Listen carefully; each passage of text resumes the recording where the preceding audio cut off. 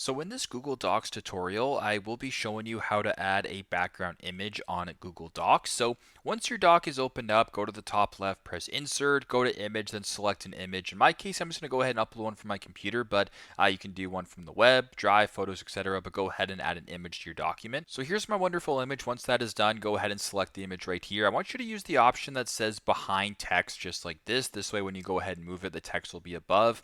Now, once that is done, go ahead and select where it says Move With Text and then go Fix Position on Page. Then once you're here, you can go ahead and actually bring the entire image up like this. So if you wanted to just go ahead and do this, for an example, I can go ahead and slide this all the way down. Sorry, slide.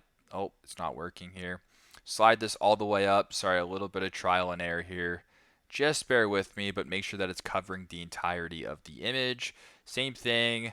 And there you go. And this way, when you go ahead and type here, if I were to go ahead and type, you can go ahead and type just like this: hello, goodbye, etc.